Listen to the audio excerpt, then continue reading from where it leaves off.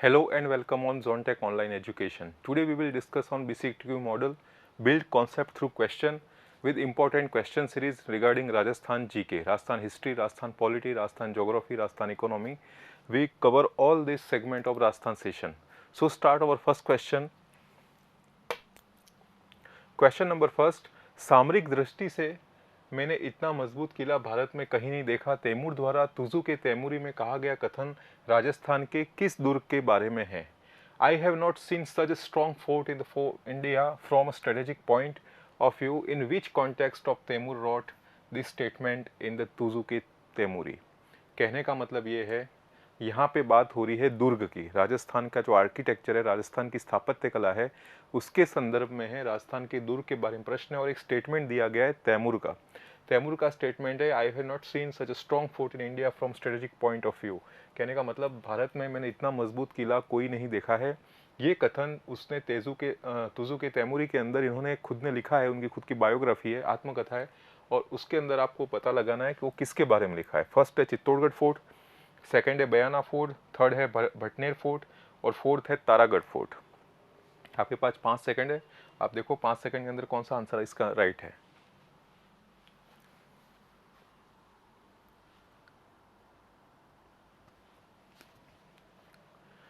So right answer is Bhatner fort.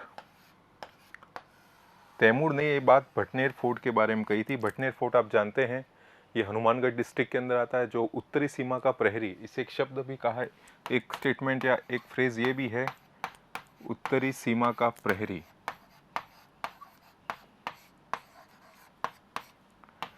आपने देखा होगा कि जो हमारा गंगानगर हनुमानगढ़ वाला एरिया है वो नदन में आता है, नदन राजस्थान या उत्तरी राजस्थान के अंदर आता है, टॉप ऑफ द राजस्थान आता है, और वहाँ से जो उत्तरी सीमा का जो बॉर्डर लगता है, बेसिकली यहाँ पे जैसे ये गंगानगर हनुमानगढ़ वाला एरिया है, यहाँ से आप देखेंगे तो इसके जो वेस्टर्न पार्ट के अंदर यहाँ तो पाकिस्तान का बॉर्डर आ जाता है, और उसके इधर की ओर अफगानिस्तान, और इधर उसके और वेस्टर्न के अंदर मिडल ईस्ट या मध्य एशिया, और इधर की ओर आप जाएंगे और आगे की ओर भारत से ऊपर की ओर तो चाइना वगैरह, नेपाल, ये बॉर्डर लगते हैं। तो ये जो उत्तरी भारत से जो भी आक्रमण होते थे राजस्थान के अंदर, जो भी इन्वेटर आते थे या आक्रमणकारी आते थे, वो सब भटनेर फोर्ट से होते हुए इनका passing through from Bhatner fort रहता। इनका जो रास्ता था आने का वो भटनेर फोर्ट से था।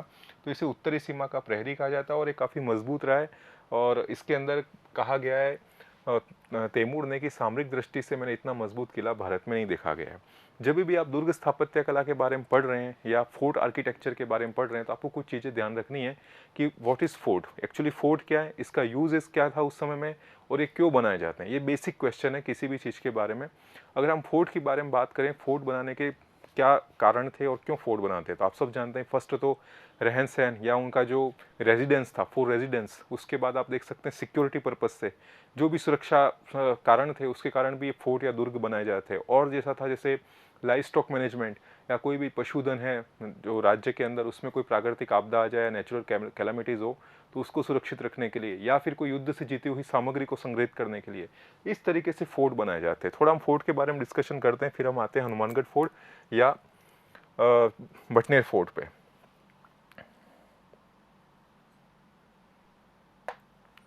एक चीज समझिए आप,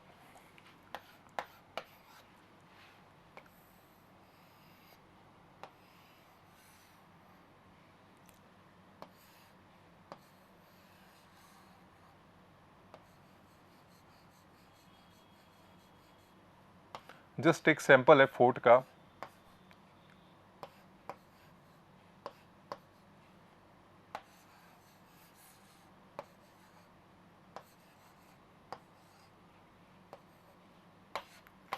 जैसे ये फोर्ट बना हुआ है, तो आपको ध्यान रखना है, ये जो फोर्ट का एक पूरी तरीके से एक बाउंड्री होती है, और आप जो भी फोर्ट में आप देखोगे, कोई भी डायनेस्टी या कोई भी राजवंश रह रहा है उसके अंदर, तो उसके अंदर क्या रहने के जो फोर्ट बनाने के कारण है, एक तो है सिक्योरिटी, सिक्योरिटी कंसर्न से, उसके बाद इनका रेजिडेंस, आवास के लिए, ये मेजर चीज़ें इसके कारण दुर्ग बनाए गए हैं। और आप जानते हैं राजस्थान की जो स्थापत्य कला के जनक है या फादर ऑफ राजस्थान आर्किटेक्चर है, वो महाराणा कुंभा है, जिन्होंने मेवाड़ रियासत में 32 फोर्ट आउट ऑफ 84 फोर्ट, यानी 32 फोर्ट 84 दुर्गों में से 32 दुर्गों का निर्माण स्वयं महाराणा कुंभा ने कराया किया है। तो इसको आपको ध्यान रखना है।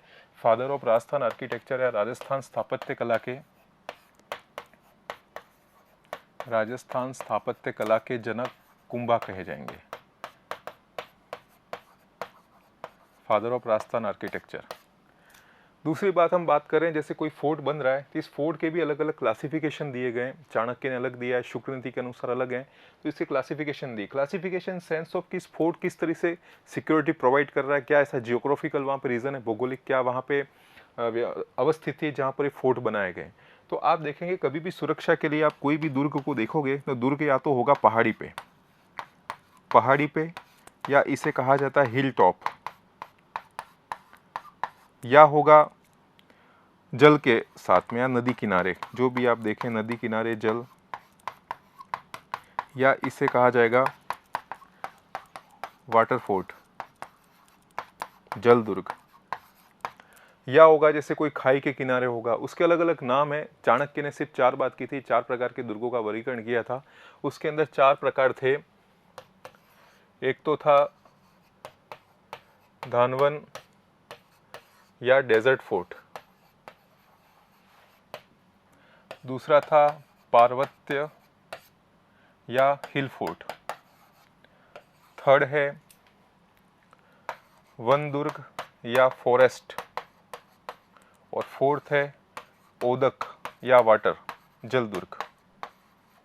ये बात की थी चाणक्य ने। 4 प्रकार के दुर्ग होते हैं। एक तो होता है धानवन, या कहने का मतलब जो रेगिस्तान के क्षेत्र में बने होते हैं वो फोर्ट। सेकंड होता है इसके अंदर पौर्वात्य या इसे पहाड़ पे जो हिल पे होते हैं, जैसे रणथंभौर, चित्तौड़गढ़। उसके बाद होते हैं वन दुर्ग जो फॉरेस्ट एरिया से कवर्ड होते हैं, जिसकी सुरक्षा एक तरीके से फॉरेस्ट ही कर रहा है ऐसा मान सकते हैं। तो वहाँ पे जो फॉरेस्ट फोर्ट होते हैं जैसे रणथंभौर वगैरह। और दूसरा होता है ओदक या जल दुर्ग या वाटर फोर्ट, जिसे कहते हैं हम गागरोन नदी, गागरोन का जो किला है जो कालीसिंध दाहू नदी पे बना हुआ है। तो इस तरीके से इसका डिवाइडेशन किया है चाणक्य ने। अगर हम शुक्र नीति के अनुसार पढ़ेंगे तो वहाँ भी अलग अलग फोर्ट के बारे में बात की है। रण दुर्ग है, पारिक दुर्ग है, पारित दुर्ग है, उसके बाद सहाय, सैन्य, ऐसे करके 9 टाइप्स हैं उसके अंदर। तो वहाँ का डिस्कशन हम आगे करेंगे। वापस क्वेश्चन की ओर लौटते हैं। हम फोर्ट के बारे में पढ़ रहे थे और यहाँ फोर्ट के बारे में क्वेश्चन ये था कि सामरिक दृष्टि से मैंने इतना मजबूत किला नहीं देखा। ये तैमूर ने अपनी आत्मकथा तुजू के तैमूरी के अंदर लिखा गया है और यहाँ पे स्टेटमेंट पूछा गया है किस पर्टिकुलर किले के लिए लिखा गया है। तो यहाँ पे ये आंसर है इसका भटनेर फोर्ट। थोड़ा सा भटनेर फोर्ट के बारे में हम कॉन्सेप्ट को समझते हैं कि भटनेर फोर्ट में आखिर क्या स्पेशल फीचर्स है, इसका लोकेशन क्या है। किसी भी फोर्ट को आप पढ़ेंगे तो आपको कुछ चीज़ें आपको ध्यान रखनी है। जैसे सबसे पहले उसकी लोकेशन, इनकी स्थिति कहाँ है, कोई दुर्ग कहाँ है, किस जिले के अंदर है, उत्तर, दक्षिण, दक्षिण पूर्व, कोई भी है उसका आपको लोकेशन। फिर डायरेक्शन देखना है, किस डायरेक्शन में, कौन सी रिवर बैंक यानी किस नदी के किनारे, अगर नदी के किनारे बना हुआ है या जल दुर्ग की बात हो रही है, वाटर फोर्ट की बात हो रही है, तो आपको ध्यान रखना है किस नदी के किनारे। बिल्ट बाय यानी इसका निर्माणकर्ता कौन था, आर्किटेक्ट कौन था, यानी इसका जो शिल्पी था वो कौन था, और हिस्टोरिक व्यू, इसका ऐतिहासिक पृष्ठभूमि क्या है। ये किसी भी दुर्ग के बारे में या दुर्ग स्थापत्य कला के बारे में आपको पढ़ना है। अगर हम बात करते हैं भटनेर का दुर्ग तो आप जानते हैं it is also known as Hanumangarh fort. और आपको एक बात याद होगी, जो सूरज सिंह, राजा सूरज सिंह था और वहाँ पे जैसलमेर के राजा भाटी, इन दोनों के बीच में युद्ध हुआ था। Battle between king Suraj Singh of Bikaner and Bhati of Jaisalmer. अब वहाँ होता क्या है कि जो सूरज सिंह है वो उनको हरा देते हैं भाटी को, और वहाँ पे हराने के बाद जो पर्टिकुलर वो दिन होता है, the day when was the battle fought was Tuesday, या मंगलवार का दिन होता है। और इसी कारण हनुमान जी के नाम से इसको हनुमानगढ़ भी कहा जाता है, लॉर्ड हनुमान। और फिर उस जिले का जो नाम आता है वो है हनुमानगढ़। दूसरी बात आपको याद रखनी है, राजा सूरज सिंह वर्सेस इसके अंदर हैं भाटी या भट्टी ऑफ जैसलमेर। इनके बीच में युद्ध होता है। पहले तो क्या है, ये जो फोर्ट है वो जैसलमेर की भाटी के राजवंश के हाथों में था। उसके बाद जब सूरज सिंह इनके साथ युद्ध होता है तो Suraj Singh to control undertake this fort, Suraj Singh के पास इनका कंट्रोल चला जाता है इस फोर्ट का। और जब ये युद्ध लड़ा जाता है उस दिन मंगलवार होता है, और मंगलवार के नाम से उसको हनुमान जी को ज़्यादा विशेष महत्व दिया जाता है, और पूरे जिले का नाम ही हनुमानगढ़ है। इसलिए इस किला को भी, भटनेर को भी हनुमानगढ़ फोर्ट भी कहा जाता है। दूसरी बात कहते हैं डायरेक्शन, आप जानते हैं नॉर्दर्न राजस्थान के अंदर है, उत्तरी राजस्थान के अंदर है। रिवर बैंक आप जानते हैं कौन सी रिवर वहाँ से निकलती है, जहाँ से हनुमानगढ़ है, ये आपको मुझे बताना है कमेंट सेक्शन के अंदर। जहाँ हनुमानगढ़ फोर्ट या भटनेर फोर्ट है वहाँ से कौन सी रिवर होती है। बिल्ट बाय कौन है तो आप जानते ही हैं, बिल्ट बाय इसके अंदर भूपत है। वो सन किसका है, किसका पुत्र है, भाटी जैसलमेर हैं, उनके पुत्र हैं भूपत, उसके द्वारा बना हुआ है। आर्किटेक्ट है इसके अंदर केकेया, और हिस्टोरिक व्यू मैंने आपको बता दिया है।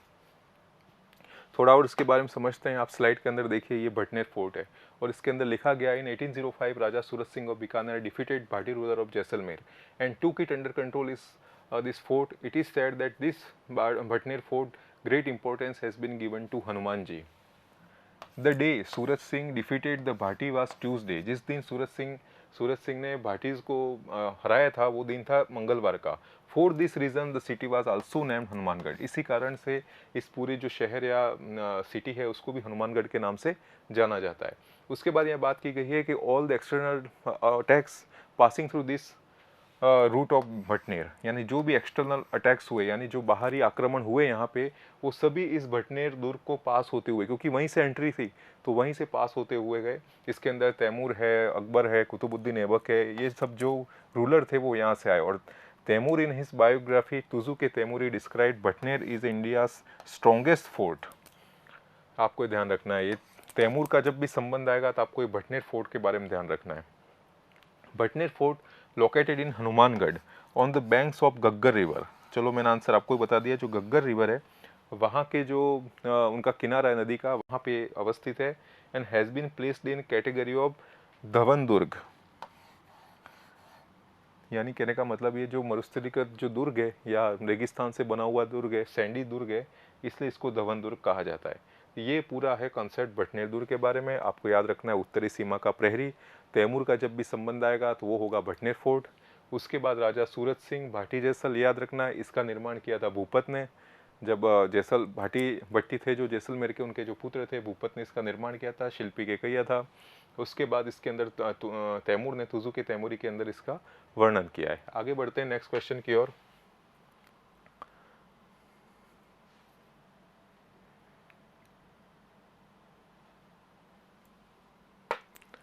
जैसे कुछ एग्जाम्पल हैं टाइप्स ऑफ फोर्ट के. एक है धनव दुर्ग या धवन दुर्ग, जो भी आप कहें, डेजर्ट फोर्ट, इंग्लिश में होता है desert fort. This type of fort is surrounded by desert or an arid stretch land which can inhibit the swift movement of enemies. कहने का मतलब ये जो डेजर्ट फोर्ट होते हैं या धनवन दुर्ग या धावन दुर्ग जो भी आप कहें, वो एक तरीके से रेगिस्तान से सराउंडेड रहते हैं. जैसे आप ये फोर्ट देख रहे हो, ये फोर्ट आपको देखते ही समझ में आ रहा होगा, ये फोर्ट है जैसलमेर फोर्ट, जैसलमेर दुर्ग. और ये दुर्ग एक प्रकार से पूरा रेगिस्तान से सरेंडर है, यानी कहने का मतलब रेगिस्तान से ये एक तरीके से पूरा घिरा हुआ है. और इसमें क्या होता है कि जो एनिमीज होती है उसके स्विफ्ट मूवमेंट से रोका जा सकता है. इसको कहने का मतलब एनिमी से बचाने के लिए इस तरीके से रेगिस्तान के चारों ओर बना हुआ है, आसानी से इसके अंदर शत्रु प्रवेश नहीं कर पाए. ये एक टाइप होता है धनव दुर्ग या डेजर्ट फोर्ट या रेगिस्तान दुर्ग. उसके बाद सेकंड दुर्ग आप देखिए, ये होता है जल दुर्ग या water fort. This type of fort is surrounded by water bodies. यानी कहने का मतलब जो जल राशि है, जैसे आप देख रहे हैं गागरोन का फोर्ट है, आपको देखते ही पता चला होगा गागरोन फोर्ट, गागरोन का दुर्ग है और इसे कहा जाता है जल दुर्ग. जल दुर्ग कहा जाएगा क्योंकि ये बना हुआ है काली सिंध आहू नदी पे. आपने पढ़ा होगा काली सिंध प्लस आहू रिवर, इसके संगम स्थल पे बना हुआ है जल दुर्ग है. और इसको और भी कहा, इसका जो निर्माण है वो बीजल देव, राजा बीजल देव ने किया. इसे डोडागढ़ या डोडगढ़ जो भी है इसको कहा जाता है, क्योंकि जो डोड राजपूत थे डोडगढ़ कहा जाता है. इसे धुवलगढ़ भी कहा जाता है. ये है गागरोन फोर्ट, इसे जल दुर्ग कहा जाता है. बेसिकली यहाँ जो क्लासिफिकेशन है वो आप समझिए, जल दुर्ग है काली सिंध आहू नदी पे और एक गागरोन दुर्ग है. उसके बाद आप देखिए नेक्स्ट है गिरी दुर्ग या हिल फोर्ट.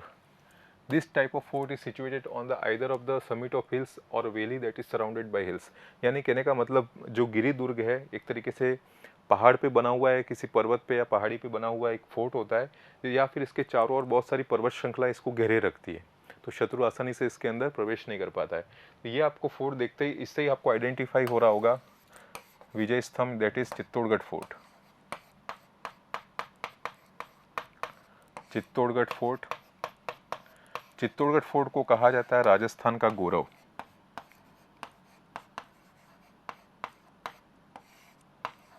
राजस्थान का गौरव, और इसे कहा जाता है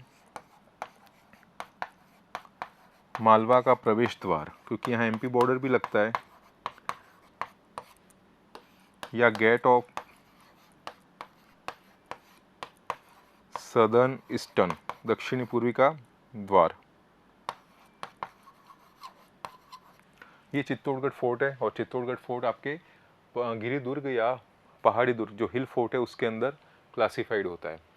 दूसरी बात आप जानते हैं, जब चित्तौड़गढ़ के बारे में हम पढ़ रहे हैं, किले के बारे में या दुर्ग के बारे में, जो चित्तौड़गढ़ का किला है वो दो नदियों के, वहाँ पे आप देख सकते हैं दो नदियाँ कौन कौन सी हैं। एक तो है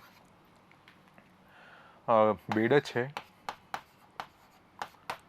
और एक है गंभीरी। ये नदियाँ आपको वहाँ दिखेगी, और यहाँ पे एक बना हुआ है मेसा का पठार, मेसा प्लेटू पे ये बना हुआ है। दूसरी बात, इसका निर्माण किया है चित्रांगद मौर्य ने,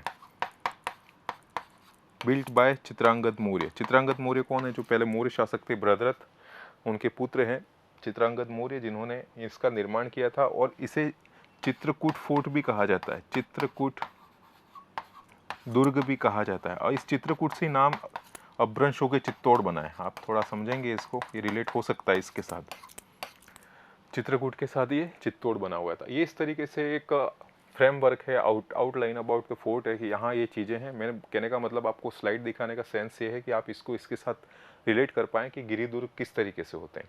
अगर हम चित्तौड़गढ़ की ओर बात करते हैं तो आप जानते हैं यहाँ पे साके हुए हैं, दूसरा कब हुआ और तीसरा कब हुआ, ये मुझे आपको बताना है। ये आपको हिस्ट्री का पार्ट है। आपको दो, एक तो मैं बता रहा हूँ अलाउद्दीन खिलजी, पद्मिनी, गोरा बादल। सेकंड में आपको बता देता हूँ बहादुर शाह वाला, कर्मावती। और थर्ड है अकबर के समय में जयमल पत्ता। आपको इसके मुझे ईयर बताना है, सेकंड और थर्ड के कौन से ईयर हैं, किस वर्ष के अंदर ये केसरिया जौहर यहाँ पे हुआ है, ये आपको मुझे कमेंट सेक्शन में बताना है। दूसरी बात, अगर हम यहाँ बात कर रहे हैं चित्तौड़गढ़ फोर्ट की, तो यहाँ पे कुछ स्पेशल टेम्पल्स हैं अंदर। ये कुछ प्रश्न हैं जो एग्जाम के अंदर पूछे जाते हैं, चित्तौड़गढ़ के अंदर कौन कौन से। जैसे आप देखेंगे, एक तो विजय स्तंभ है जो आपको इस स्लाइड में दिख रहा है। विजय स्तंभ एक्चुअली क्या, सारंगपुर का युद्ध हुआ था महाराणा कुंभा और महमूद खिलजी के बीच में। तो इस युद्ध के जीत के उपलक्ष्य में महाराणा कुंभा ने इस विजय स्तंभ को बनाया था। विजय स्तंभ इस मीन्स विक्ट्री टावर। इसे कीर्ति स्तंभ भी कहा जाता है। कीर्ति स्तंभ इसलिए कहा जाता है कि महाराणा कुंभा की ये वीरता, शौर्यता को यहाँ पे ये बखान करता है, या इसको एक तरीके से रिफ्लेक्ट करता है। इस कारण इसे विजय स्तंभ भी कहा जाता है, कीर्ति स्तंभ भी कहा जाता है। तीसरी बात है, ये एक तरीके से 30 फीट इसका आधार है, 120 फीट इसकी हाइट है, और ये इस तरीके से बना हुआ है। ये राजस्थान जो पुलिस है उसका एक तरीके से प्रतीक चिन्ह भी है। दूसरी बात करेंगे, कीर्ति स्तंभ के बाद एक यहाँ पे विजय स्तंभ है। उसके बाद यहाँ पे आप देख सकते हैं जो इसके अंदर अलग अलग स्टोरी है, 9 मंजिला है। और यहाँ पे जो विष्णु के अवतार है, इनकारनेशन ऑफ लॉर्ड विष्णु, उसके यहाँ अलग अलग मूर्तियाँ बनी है। इसे मूर्तियों का अजायब घर भी कहते हैं। एक तरीके से हिस्ट्री का पार्ट है, पर मैं आपको बता रहा हूँ यहाँ पे ये चीज़ें हैं। दूसरा, यहाँ पे आप देखेंगे श्रृंगार चवरी है, सतबीस देवरी है, उसके बाद कुंभ का मंदिर है, मीरा देवी का मंदिर है।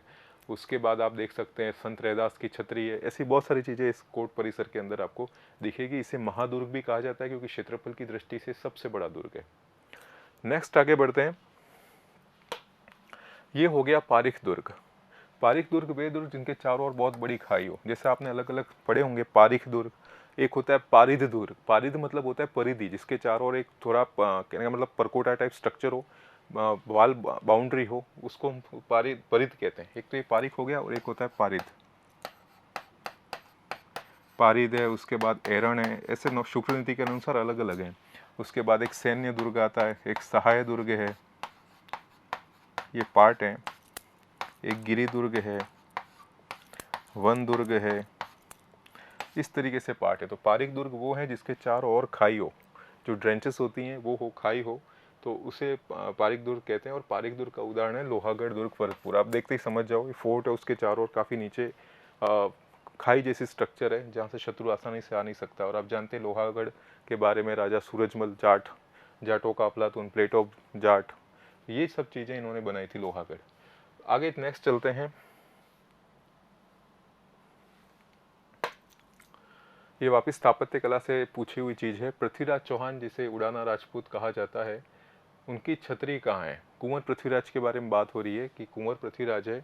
The umbrella of Kunwar Prithviraj, popularly known as Udana Rajput, is located at Junagarh fort, Lalgarh, Bikaner, Jodhpur fort और कुंभलगढ़ फोर्ट। जो उड़ाना राजपूत है उसकी छतरी कहाँ है, ये पूछा गया है। एक्चुअली क्या है, जो राजस्थान के अंदर अलग अलग राजवंश है, उनके जो समाधि स्थल हैं वो छतरियों के अंदर इनको समाधि स्थल के रूप में इनको बनाया गया है। जैसे आप देखते हैं गेटौर की छतरियाँ हैं जयपुर के अंदर, चारबाग की छतरियाँ हैं, उसके बाद केसर विलास है, 32 खंभों की, 84 खंभों की, 80 खंभों की, इस तरीके से पिलर के अलग अलग स्ट्रक्चर हैं। ये उनकी याद में उनका समाधि स्थल होता है। जैसे आपने देखा होगा बुद्ध धर्म के अंदर चैत्य, स्तूप, ये सब जो स्ट्रक्चर होती है, उसी तरीके से ये समाधि स्थल होती है राजवंशों की। जो राजस्थान राजवंश के बारे में हम पढ़ रहे हैं, तो इसके अंदर आपको समझना है जो छतरी हैं, अम्ब्रेला हैं, उसके अलग अलग पिलर्स हैं, 84, 80, 32, 12, 1, इस तरीके से अलग अलग पिलर हैं। और अलग अलग राजवंशों की अलग अलग पर्टिकुलर छतरियों का एक क्षेत्र है। जैसे आप शारबाग हैं, केसर विलास है, ये सब चीज़ें आपको पढ़नी है। और इसके अंदर हम बात हैं कुंवर पृथ्वीराज, जिसे उड़ाना राजपूत कहते हैं। उड़ाना राजपूत इसलिए कहते हैं, कहने का मतलब ये काफ़ी फास्ट थे, एक जगह से दूसरी जगह तक ये युद्ध काफ़ी फास्टली या स्विफ्टली इसको कंप्लीट करके आते थे, कोई भी टास्क को। अच्छे रनर थे, यानी रनर मतलब अच्छे, कहने मतलब धावक रहे, दौड़ने के लिए रनर थे। इनका काम काफ़ी फास्ट होता है। ये वायलेंट भी थे नेचर के अंदर। दूसरी बात, इनका जो आक्रमण होता है वो भी बहुत तेज़ होता था, यानी एक ही दिन में 2-3 जगह, ये कहने का मतलब अटैक इनकी तरफ से हो जाता था और पूरा जो मिशन है, पूरा टास्क है, वो कंप्लीट किया जाता था। इसलिए इसे उड़ाना राजपूत कहा जाता है। और उड़ाना राजपूत की जो छतरी है वो कुंभलगढ़ फोर्ट के अंदर है, ये आपको याद रखनी है। कुंभलगढ़ फोर्ट के अंदर उड़ाना राजपूत है। उड़ाना कुंवर पृथ्वीराज या उड़ाना राजपूत के बारे में आप जानते हैं कि जो 3 लड़के थे, एक तो था जगमाल, सेकंड संग्राम सिंह, और ये कुंवर उड़ाना, कुंवर पृथ्वीराज। तो आप जानते हैं जयमल है तो लड़ाई करते करते वीरता को प्राप्त हुए। संग्राम सिंह वापस मेवाड़ के उत्तराधिकारी बने। और ये जो कुंवर पृथ्वीराज है या उड़ाना राजपूत है, उसको जहर देके मार दिया गया था। हिस्ट्री का पार्ट है, वापस अपन इसमें आते हैं क्वेश्चन नंबर, नेक्स्ट क्वेश्चन में। इससे पहले आप देखते हैं छतरियों के बारे में, अम्ब्रेला के बारे में। तो इस तरीके का स्ट्रक्चर होता है, पिलर्स होते हैं, और इस पिलर्स को इस तरह के बनाया जाता है। जो भी पर्टिकुलर राजा हैं, उन राजाओं का अलग अलग एक तरीके से समाधि स्थल होता है। जैसे आप देखेंगे गेटौर की छतरियाँ हैं, ये जयपुर के अंदर हैं। उसके बाद केसरबाग की छतरियाँ, ये बूंदी के अंदर है। आपको क्वेश्चन सीधे इसे पूछेंगे, गेटौर की छतरियाँ कहाँ हैं, केसरबाग की छतरियाँ कहाँ हैं। उसके बाद 84 खंभों की छतरियाँ बूंदी, आप अनिरुद्ध सिंह का नाम सुना होगा। 84 खंभों की छतरी बूंदी के अंदर। 80 पिलर वाली है आपकी मूसी महारानी अलवर में। 32 का है रणथंबोर के अंदर। 1 खंभे की सवाई माधोपुर शारबाग, ये है कोटा के अंदर। राणा संगा की 8 खंभों की है मांडलगढ़ के अंदर। पीपाजी की छतरी आप जानते हैं गागरोन में। रेदास की 8 खंभों की छतरी चित्तौड़गढ़ के अंदर। उसके बाद 8 खंभों की राणा प्रताप की बाडोली। इसमें अंदर ही राणा प्रताप के बारे में आरपीएससी ने बहुत बार पूछा है। एक शारबाग और 84, 80, ये कुछ क्वेश्चन है, वो फ्रिक्वेंटली रिपीट होते हैं इन कॉन्टेक्स्ट ऑफ अम्ब्रेला। आप राजस्थान की जो स्थापत्य कला के अंदर छतरी आप पढ़ते हैं स्मारक संरचनाओं के अंदर, उसके अंदर ये प्रश्न पूछे जाते हैं। बेसिकली इस तरीके की चीज़ें होती हैं। नेक्स्ट आगे बढ़ते हैं। The main pilgrimage site of Nath sect situated in Jodhpur. Nath संप्रदाय से जुड़ा हुआ धार्मिक स्थल जोधपुर में स्थित है, नाम बताएं। जैसे फर्स्ट है आबानेरी, सेकंड है मेहरानगढ़, थर्ड है महामंदिर और फोर्थ है जसवंतथड़ा। यहाँ पे बात हो रही है नाथ संप्रदाय की। यहाँ पे बात हो रही है नाथ संप्रदाय की, और यहाँ पे पूछा जा रहा है नाथ संप्रदाय का। आप जानते ही हैं प्रमुख केंद्र नाथ संप्रदाय का राजस्थान में रहा है, वो है जोधपुर।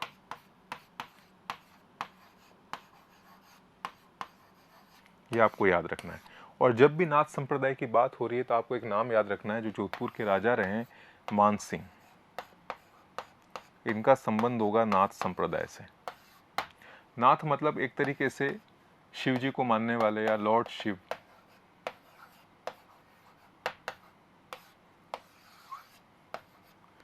जो शिव जी के आराधना करने वाले जो योगी होते हैं, नाथ योगी होते हैं, ये सब शिव जी से संबंधित है। राजा मानसिंह जोधपुर के, जिन्होंने संरक्षण दिया था। और नाथ संप्रदाय से आप प्रमुख केंद्र आप देखेंगे जोधपुर के अंदर। अब हम प्रश्न के अंदर आते हैं कि यहाँ पे नाथ संप्रदाय से जुड़ा हुआ धार्मिक स्थल जोधपुर में उसका नाम बताना है, तो इसका राइट आंसर है महामंदिर।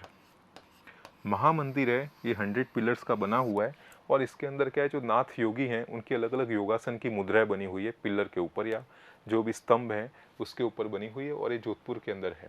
आप देख सकते हैं यहाँ नेक्स्ट स्लाइड के अंदर नाथ मंदिर के बारे में भी थोड़ा हम देखते हैं इसके बारे में डिटेल में। महाराजा मान सिंह ने मंदिर का निर्माण करवाया था। उस जमाने में एक पूरे शहर को समेटने वाला महामंदिर जलंधर जी नाथ का, जलंधर नाथ। आपको ये ध्यान रखना है कि ये जो आप महामंदिर आप देख रहे हैं ये है जलंधर नाथ।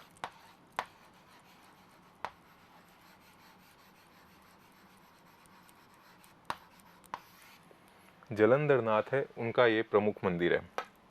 दूसरी बात है इसके अंदर 100 पिलर्स हैं और इसमें मंदिर के गर्भगृह में 84 योगासन और इतिहास के प्रसिद्ध नाथ योगियों के चित्र हैं।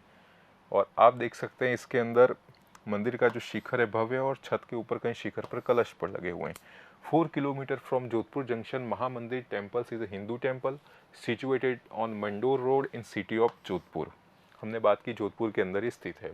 It is one of the popular places to visit in Jodhpur. Mahamandir temple was built in 1812। जो महामंदिर टेम्पल है या मंदिर का निर्माण 1812 में हुआ and well known for his marvellous piece of architecture है। स्थापत्य कला का ये अप्रतिम उदाहरण है। That stand 84 beautifully carved pillar. यहाँ पे 84 अलग अलग पिलर हैं और साथ में यहाँ पे बताया गया है this pillar display intricated stone carving and that depicted yoga posture. इसके अंदर जो योगासन के अलग अलग आसन है उसके बारे में इसको यहाँ पे उत्कीर्ण किया गया है। और this temple dedicated to lord Shiva, ये एक तरीके से भगवान शिव को समर्पित मंदिर है। आप देख सकते हैं इस टाइप का ये महामंदिर बना हुआ है जोधपुर के अंदर, नाथ संप्रदाय से संबंधित है। जोधपुर के राजा मान सिंह ने इनका संरक्षण दिया था और इसके अंदर अलग अलग 100 पिलर हैं। 84 मैन में है। उसके बाद जो गर्भगृह उसके अंदर अलग पिलर और भी हैं, अलग कलश के अलग अलग यहाँ पे। और ये नाथ संप्रदाय नाथ योगी के अंदर इसके अंदर योगासन के चित्र हैं। आगे बढ़ते हैं।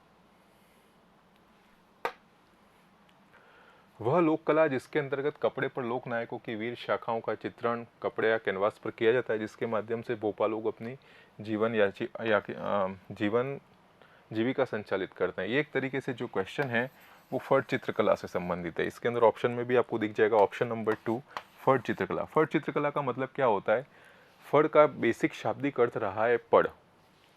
आपने यहाँ शब्द है ये पढ़ है, उसके साथ एक हो गया है फड़। फड़ का मतलब क्या होता है? जो कपड़े हैं, कपड़े के ऊपर हैं जो लोक देवता हैं, उनके जो पौराणिक आख्यान है, उनका जो पौराणिक कथा है, उसका चित्रांकन किया जाता है।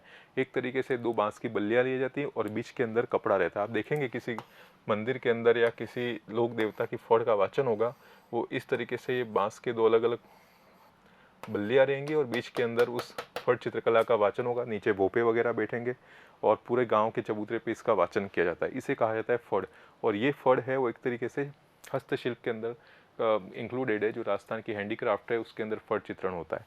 और फड़ चित्रण के अंदर आप देखते हैं देवनारायण जी की फड़ है, बाबू जी की फड़ लोकप्रिय है। देवनारायण जी की फड़ है वो काफ़ी प्राचीन है। उसके लिए अलग अलग वाद्य यंत्रों का उपयोग होता है, जंत्र का उपयोग होता है, किसी के लिए रावण हत्या का उपयोग होता है। ये सब चीज़ें हैं फड़। और फड़ के अंदर लोक देवी देवताओं के जो पौराणिक कथाएं हैं, उनके पौराणिक आख्यान हैं, उसका चित्रण किया जाता है। ये क्वेश्चन यहाँ कंप्लीट होता है। नेक्स्ट क्वेश्चन है जेम्स टॉड द्वारा annals and antiquities of Rajasthan पुस्तक कब लिखी गई? When was the book annals and antiquities of Rajasthan written by James Tod? 1800, 1805, 1820 या 1829? आपके पास 5 सेकंड है, इसका आंसर दो। काफ़ी फेमस है जेम्स टॉड राजस्थान के कॉन्टेक्स्ट के अंदर, और उनकी बुक कोई भी आप राजस्थान का हिस्ट्री या कुछ भी पढ़ेंगे ज्योग्राफी, उसके अंदर इस बुक का तो नाम आएगा ही आएगा, annuls and antiquities of Rajasthan. तो इसके बारे में बताओ कौन सा ईयर है ये जब बुक है वो यहाँ पे लिखी गई थी।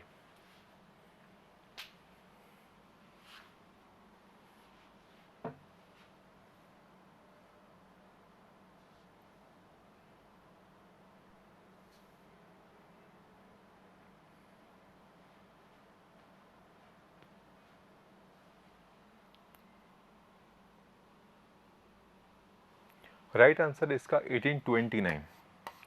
आपको बुक यहाँ पे दिख रही होगी, annuls and antiquities of Rajasthan, और इसका दूसरा नाम है, याद रखना, the central and western Rajput states of India. ये आपको याद रखना है, the central and western Rajput states of India by James Tod. ये एक तरीके से बुक है जेम्स टोड की, जिसके बारे में आपको याद रखना है। एनल्स एंड एंटिक्विटीज तो सबको याद होगा, बाकी आपको याद रखना है the central and western Rajput states of India.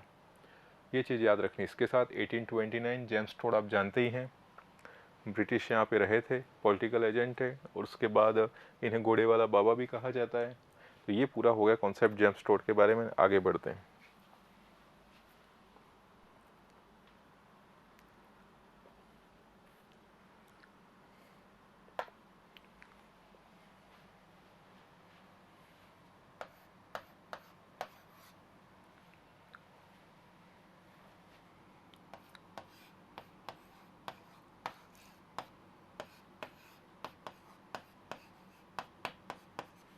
दुर्ग स्थापत्य कला को थोड़ा हम देखते हैं।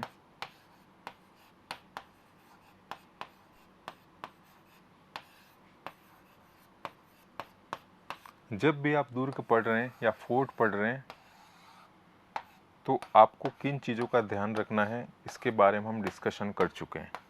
पर जो नहीं किया है डिस्कशन, वो आप देखें इसके क्लासिफिकेशन पे, कौन कौन से अलग अलग तरीके से दुर्गों का वर्गीकरण किया गया है। सबसे पहले दुर्ग का वर्गीकरण हम देखते हैं, गिरी दुर्ग। गिरी दुर्ग या इसे कहा जाता है हिल फोर्ट। नाम से आपको समझ में आ जाएगा कि एक तरीके से वैसे दुर्ग जिसका निर्माण पहाड़ी पे या पर्वत पे होता है, और या फिर ये बहुत सारी पर्वत श्रृंखलाओं से घिरे रहते हैं। तो ये होते हैं गिरी दुर्ग। जैसे आप देख सकते हैं चित्तौड़गढ़ फोर्ट है, कुंभलगढ़ फोर्ट है। उसके बाद आप देख सकते हैं गिरी दुर्ग के बाद दूसरा होता है वन दुर्ग, या इसे कहा जाता है फॉरेस्ट फोर्ट या जंगल फोर्ट। ये एक तरीके से चारों तरफ से जो वृक्ष हैं, वन है, कटीली झाड़ियाँ उससे घिरे रहते हैं, ये होते हैं वन दुर्ग, जैसे रणथंभौर। उसके बाद होता है एक एरण दुर्ग। एरण दुर्ग का मतलब ये होता है जो कटीली झाड़ियाँ, पत्थर इस तरीके से इससे घिरे रहते हैं रणथंभौर के अंदर, ये एरण दुर्ग। उसके बाद एक होता है पारिद दुर्ग। पारिद मतलब परिधि, जो स्फेयर बाउंड्री है उससे, जैसे चित्तौड़गढ़ का आपने फोर्ट देखा होगा, ये पारिद दुर्ग। एक होता है पारिक, जो खाई से होता है, जैसे आपने लोहागढ़ डिस्कशन किया है, ये लोहागढ़ का दुर्ग है भरतपुर के अंदर। उसके बाद एक सहाय दुर्ग होता है, जो राजस्थान में नहीं है, एकमात्र ये जो श्रेणी है वो राजस्थान के अंदर नहीं है। सहाय दुर्ग मतलब जो साथ देने वाले जो और भी होते हैं वो बांधवजन, वो भी उस दुर्ग के अंदर रहते हैं। सहाय दुर्ग के बाद दूसरा होता है सैन्य दुर्ग, जिसकी रक्षा सैनिकों द्वारा की जाती है। इस तरीके से दुर्ग स्थापत्य कला के अंदर हम शुक्र नीति के अंदर 6 प्रकार से फोर्ट के अंदर डिवाइड किए गए हैं। अलग अलग फोर्ट के बारे में बात की है। बाकी चाणक्य ने 4 फोर्ट की बात की थी। एक तो था उसके अंदर औदक दुर्ग या जल दुर्ग, पार्वत्य या हिल फोर्ट। उसके बाद आप देख सकते हैं धनवन या डेजर्ट फोर्ट, या दूसरा है इसके अंदर लास्ट है वन दुर्ग या जो फॉरेस्ट फोर्ट है। वो इस तरीके से आप कोई भी फोर्ट पढ़ें, फोर्ट पढ़ने के साथ साथ आप देखें उसके अंदर कौन कौन से टेम्पल हैं, मंदिर कौन से, मस्जिद कौन से, स्मारक उसके अंदर कौन से हैं। ये चीज़ें क्वेश्चन पूछे जाते हैं एग्जाम के अंदर। अब हम आगे बढ़ते हैं।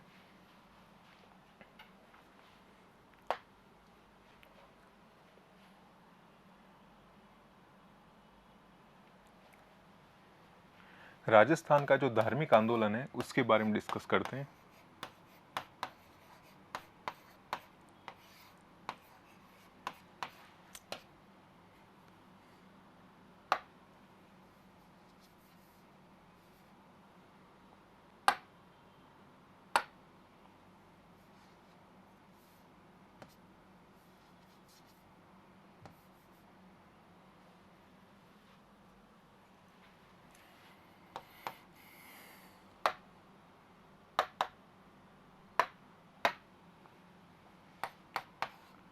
राजस्थान के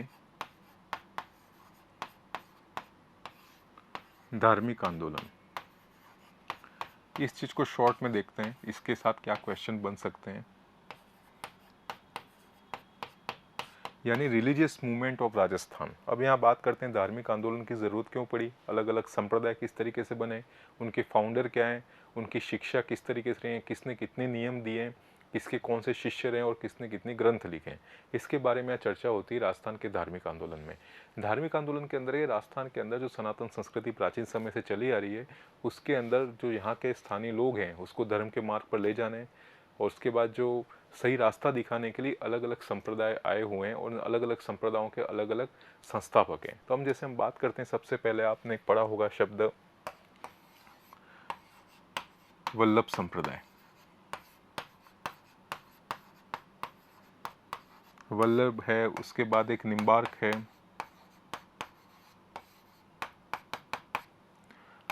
जसनाती है, बिश्नोई है, जाम्बोजी वाले बिश्नोई हैं। उसके बाद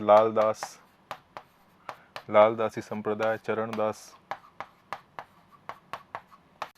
निष्कलंक, इस तरीके से अलग अलग संप्रदाय। अब इन चीज़ों से पढ़ने से पहले आपको चीज़ समझनी होगी, जब भी क्वेश्चन के अंदर आपको पूछा जाता है, एक चीज़ पूछी जाती है, एक्चुअली इसके अंदर एक चीज़ आती है द्वैतवाद, अद्वैतवाद, द्वैताद्वैत, विशिष्ट द्वैत, इन चीज़ों के बारे में प्रश्न पूछा जाता है। तो आप इसको समझिए कि चीज़ें होती क्या है।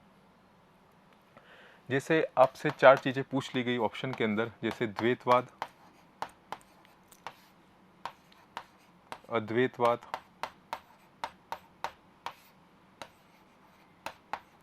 द्वैताद्वैत और विशिष्ट द्वैत। एक्चुअली एक बेसिक फिलोसॉफी की चीज़ें, पर ये एग्जाम में पूछी जाती हैं। आपके साथ क्या एक 4 शब्द इस तरीके से इस लिस्ट के अंदर और सेकंड लिस्ट के इसके संस्थापक के बारे में आपको एग्जाम में दिया जाता है और आता है कि इसके अंदर जो सुमेलित कीजिए या जो भी असंगत है उसको छाटिए। तो आपको ध्यान रखना है बेसिकली चीज़ें क्या है। द्वैतवाद, अद्वैतवाद मतलब क्या है, आपने इंग्लिश में पढ़ा होगा ड्यूलिज्म, नॉन ड्यूलिज्म और क्वालिफाइड ड्यूलिज्म।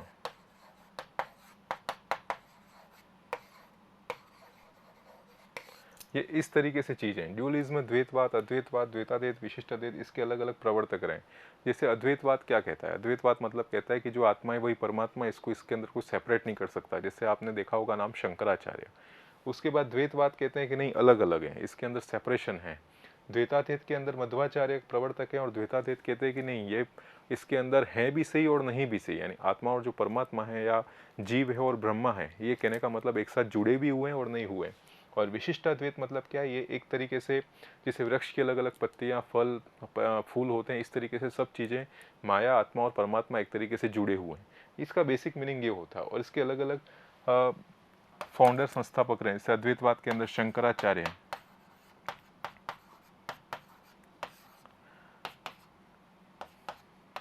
विशिष्टाद्वैत का रामानुजाचार्य, द्वैताद्वैत का निम्बकाचार्य और द्वैतवाद का मध्वाचार्य। वैसे काफ़ी डिटेल टॉपिक है, पर ये जो सीरीज़ के ये जो चीज़ मैंने आपको यहाँ बताई है, ये एग्ज़ाम में पूछी जाती है। सूची फर्स्ट दे देंगे आपको, लिस्ट फर्स्ट और लिस्ट सेकंड, और इसके अंदर आपको मैच करने के लिए दे देंगे किस तरीके से मैच करना है, किसका है।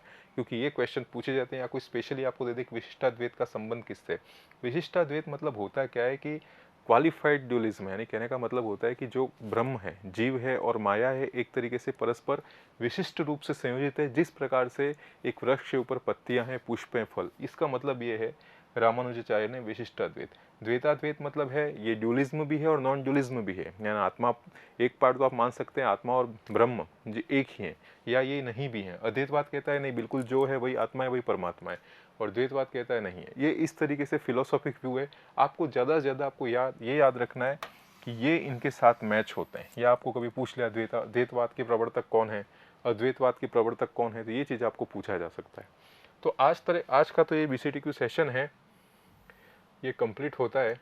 कल इसके बाद और कंटिन्यू किया जाएगा और भी क्वेश्चन फॉर्मेट के साथ। ज्योग्राफी, जैसे आप क्लाइमेट डिवीज़न, कल प्योर इसके अंदर ज्योग्राफी चलेगी। कल का जो सेशन राजस्थान का रहेगा, जिसके अंदर फिजियोग्राफिकल डिवीज़न है, उसके बाद मानसून है, साथ में जो कॉपेन का क्लासिफिकेशन है, थॉर्नवेट, ट्रिवार्ड था, ये जो चीज़ें कल ज्योग्राफी की चलेंगी साथ में।